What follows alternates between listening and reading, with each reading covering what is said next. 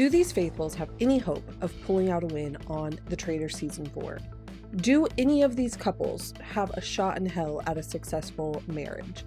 Those are the topics we'll be discussing on today's episode of The Reality Report here on my channel, Reality Reads. If you haven't subscribed yet, make sure you hit the subscribe button and let's jump in. We are, of course, kicking things off with the Traitors. We had our penultimate episode this week, and honestly, the most shocking thing to me was that Rob's name was even being tossed around in general. At this point in the season, I had kind of assumed that it was just going to be never mentioned at all. I think that it was really interesting that out of nowhere, Tara Lipinski starts saying his name.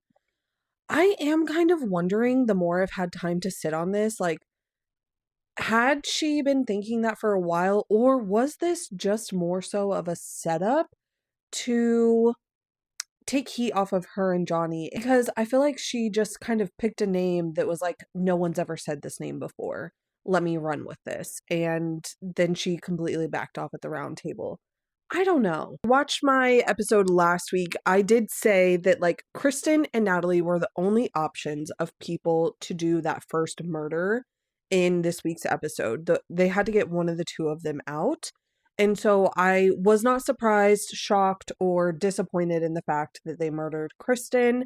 I feel like that was just the smartest game move that they could make. And honestly, I do think it was the most optimal move because no one had ever suspected Kristen of anything. She was very much a faithful, and you can't say the same for Natalie. And I think that's why we see Rob tell Eric, okay, let's murder Kristen, but then we have to get Natalie banished. He knew that those are his two biggest obstacles in making it to the end, were those two women.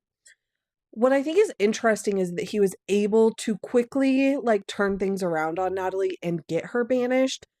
The fact that so many people latched onto that, knowing that there has not been a male traitor banished yet, really was kind of surprising to me. I really thought that they would at least just stick with the Johnny theory, because then at least you're getting one guy out and, you know, getting confirmation on whether that guy was a faithful or a traitor, because that was the last time anyone banished will reveal their identity. So I felt like they would at least want to explore that idea, but that is rooted in logic. So it makes sense that they didn't go down that route. I know a lot of people have been talking about the scenes or little clips that we got of Maura really sitting in like her own thoughts. And a lot of people are saying she's starting to click and put pieces together that Rob is a traitor. That would honestly be the most shocking part of the season, is if Maura's brain decides to start working a little bit. Because in my opinion, if she genuinely was starting to get some of those inkling feelings, she would not so forcefully be defensive of Rob. And she still in this episode, even after we saw some of those moments, was very defensive of Rob. If you don't want to be the one to speak up against him, at minimum, you're just not going to say anything to like counteract any arguments against him. And she is doing that very strongly, very forcefully. So I'm not buying this narrative that people are putting on social media that like Maura is waking up and is going to turn on Rob. I don't believe that for a second. I do also agree with a lot of people that said for the challenge on this episode, if not everyone could do the spinning, then like we should have just picked a different challenge. I think that the fact that Tara and Eric didn't have to spin it all definitely was an advantage. I don't care that they had to go back and like touch their seat, so there was like a time thing. It's still really disorienting to be like running around after you've just spun forever. So I think they should have just picked something else. But also, to everyone that keeps saying that Donna Kelsey didn't do the challenges when she was there, I feel like this is just confirmation that she actually did. If you actually go back and watch the episode she was in, especially a lot of people talk about the like chariot one that they had to take it up the hill. She is not running around looking for stuff, but you can see her in the background of like, she stays at the same chariot the whole time. My assumption is she was just using that time to kind of recover and prepare for their next little jaunt up the hill. I do not co-sign this idea and narrative that Donna Kelsey set out of challenges. I genuinely don't believe that. And if you actually go back and watch the episode and look for her very intentionally, she is with the same carriage the whole time, but she does not leave that carriage to go run around and look for the gold coins or whatever it was that they were looking for at each stop. But she was there. She was in the challenge. Anyways, that's a completely side dialogue conversation. Moving on. As far as this upcoming murder goes, I really think that their best move is to split up Johnny and Tara, but I don't know that that's what they're going to do. Initially, when I was watching it and we see that very last confessional from Rob, I was getting the gut feeling that he murders Mora to like throw the scent off of everyone, that like Rob would never do that. I actually think that that is the one move that he could make to kind of screw himself and not win this game. I don't think that that would be a good move for him at all. And I really don't see where it would provide any benefit for Eric either, but like Eric, he doesn't know what he's doing. So that part doesn't really matter. I think that the best move is to do Tara, and for the reasons that he has an argument to do Mora. If you want to pin because we saw him tell Mora before the round table that they needed to get Natalie out at this round table, and then they need to get Johnny and Tara after that. And if you want to get Johnny out still, then I think murdering Tara and saying he did it as a double bluff is the way to go, even though for the most part, most people are already like on the same line of thinking as Rob as far as Johnny and Tara go. The one person that's not is Mark. And I don't necessarily think he's not on the Johnny train, but he is definitely not on the Tara train. We saw that towards the end of the episode. And that's also why I do think there's a possibility that Rob decides to murder Mark, is because Mark does have like his own brain. He thinks through strategy a little bit. I know we haven't seen it that much on the show, but he does. And the fact that he didn't just go right along like Mora does with what Rob's, next plans are, he wanted to kind of talk back and forth through it, and he didn't necessarily agree with what Rob was thinking. There's a world where Rob sees that as a threat and decides to go ahead and take him out now instead of, you know, being concerned about whether he's going to have him for a certain amount of votes or whatever. Do I think that that is going to be a bad move for him, like I think it would be if he murders Mora? Not necessarily. I don't think it's the cleanest move to get to the end, because I do think even though Mark is not on the same wavelength with him as the Terra theory, I do think that overall he does really still have Mark under his spell. And so that's why I think that the best move is to just murder Terra, since that's not going to be an option to get enough votes for necessarily. And then you go with Johnny, and then from there you can throw Eric under the bus, and then you walk away with all of the money, because Mark is also onto Eric. And I feel like if Rob, I know so far it seems like he does want to work with Eric, take him to the end and split the money. But if there is a world or a thought in his brain of like wanting all of the money for himself, I think having Mark there at the end, who is already extremely suspicious of Eric, is the way to do that. Because I don't see how Mark goes to the end and Eric is still there and he throws green. I don't see Mark doing that. And so I think that's where you can use Mark to be the one to get Eric out without you just immediately being the one to solely throw him under the bus. That just makes the most sense to me. So that's kind of what I'm hoping happens next week. I'm hoping Tara is murdered. Johnny goes out at the round table. They initially throw red at the final fire, get Eric out, and then they all throw green, and Rob reveals himself as the sole traitor and wins all the money. I would not be mad if some way, somehow, the remaining faithfuls' brains start working and they are able to get out Eric and Rob both, whether it be at that last round table or at the final fire, whatever the case may be.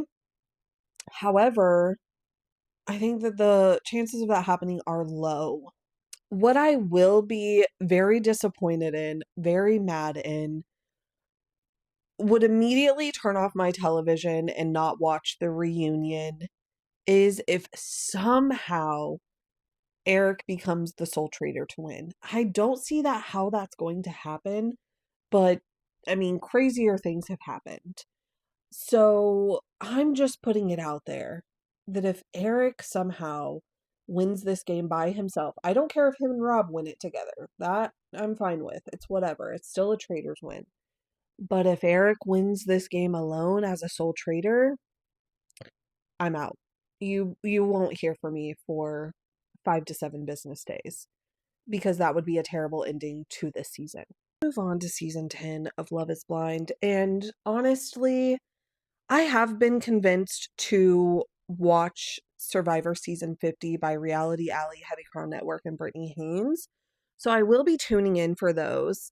I will also be tuning in for House of Villains. So this is probably my last Love is Blind update. And honestly, at this point, I'm thankful for it. I fear the show has just run its course. There is no way to get people that actually want to do this for the reasons that initially were made for this show. Like the season 1 and the season 2, and even some of season 3 and season 4, because when they would have filmed season 3 and season 4, 1 and 2 would have just been coming out. So they didn't know yet the amount of clout and fame that they could get from the show quite yet. Anything past season 4, mm-mm. And so I genuinely don't think I'm finishing this season. We did see previews where a lot of people, it seems, do make it to the altar. I think I saw flashes of Ashley, Emma. There was one other person that I feel like we saw in this preview of the next drop of episodes, that it looked like they were getting ready for the wedding. So there's definitely some couples that are going to make it there. The one and only couple that I think has even a chance in hell of saying yes is the couple we've seen the least of, which is Christine and Vic. Anyone else, if they say yes, it ain't gonna last. I mean, they're probably already divorced, or they never actually legally ratified it after the show was done filming. These couples just are not good fits. There were moments where I was like, okay, is Devontae, did I read him wrong? No, we read him correctly. The Chris guy, who are you to talk about anyone needing to work out? You're not even that fit. People have been posting videos from whenever they were in Mexico, and it's what are you talking about, dude? What are you talking about? It's just an inferior complex that you have in your brain, and maybe just go to a psychologist. I don't know. Alex and Ashley, just not compatible in any way. I feel like they both must have just had a conversation about how good looking they think they are and decided to just stick with each other because it would be the safest bet. I think that there's gonna be some mess between Alex and Brittany. We keep hearing him talk about how that is his typical type of person that he's attracted to. We haven't heard that from Brittany though. But I think that he's gonna try and start some mess. The whole Breezy and um Chris and Connor situation. Breezy, stand up. Pick me energy to the fullest. Get out of here with it. There's at least, at minimum, one every season, and you have checked that box. Hopefully, you redeem yourself in some form or fashion, but my hopes for that are extremely, extremely low. Amber and Jordan, there's nothing that either of them have necessarily done where I'm icked out by them as a couple or as people individually. I will say that Jordan, the whole conversation about him moving in with her if this whole thing works out, and he was kind of not really buying that idea. I'm she has an actual kid. It's already a major change and shift for the child for you to be coming into the picture, especially so quickly. uprooting the kid and making them move and like be in a new school, like it's too much. It's too much. Like make a sacrifice. Like that's kind of what you're gonna have to do here, my guy. So that was the only thing with him that I was like, okay, I don't like that. I don't like that you're being like really selfish and self-centered here. But other than that, my biggest thing with them is just the body language of Amber. Anytime he like goes to hug her or puts his arm around her or whatever, she is stiff as an ironing board. She does not like that man. I'm sorry to tell you. And I'm someone that I do not like hugs. I do not like to be touched. It is a well known fact about me with people that know me IRL. If someone that I don't want to be hugged by tries to hug me or touch me, I look exactly like she does. And so that's why I know, because when my man tries to hug me, I'm fine. And that's how I know. Because there are certain people that you are okay with it. She's not with that one, and that's going to be a problem. Emma and Connor, I think that's the last couple that I have to talk about for Love is Blind. I think it was dumb for either of them to even move forward in this process. Having kids is such a big life decision, and going into this engagement not being on the same page and being like feeling really strongly on your side of the fence was a terrible decision on both of their parts. I genuinely don't see her changing her mind, nor should she. If you are questioning it that much, this is not this short of a time. Like, could I see, because she is not, I know people that are like 100% I am not having kids, and they have been that way their whole entire life. I have friends like that. There's nothing wrong with it. Do I see where she is somewhat undecided and eventually may want to change her mind? And is she allowed to do that? Yes. But in this short of time to agree or change your mind or whatever in this setting is a terrible choice for everyone involved. Because is she allowed to say yes right now? Sure. Is she allowed to change her mind again? Also sure. And he has said many times that he would be resentful. I think that would be terms for divorce for him, which is fine with me. I'm not saying that he's a bad guy at all. I'm just saying, in general, these two should not have moved forward in this journey together because of what their one little point of contention is. This isn't this isn't a small, light, easy decision to make in a couple of weeks, and that's all they have here. So it's insane to me that they're even acting like that's a possibility to happen.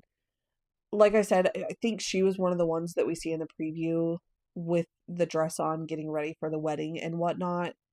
If she doesn't say no, he is. Like, there's no way these two end up actually getting married. Absolutely not. I think those are all my thoughts on Love is Blind. Also, anyone that talked shit on Tyler or Kia, which I don't think many people were talking about Kia, but Tyler was getting a lot of heat.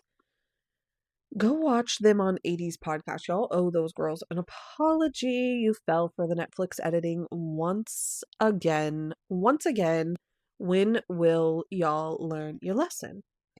Anyways, I think that's all I have for the reality report this week. Like I said, I will be back next week. We will talk about the Traitors finale and reunion. We will talk about the Survivor 3-hour premiere. We will talk about the 3-episode drop for the premiere of House of Villains. We will have a lot to discuss next week. So make sure you hit that subscribe button, comment your thoughts down below, and I will see you in the next one.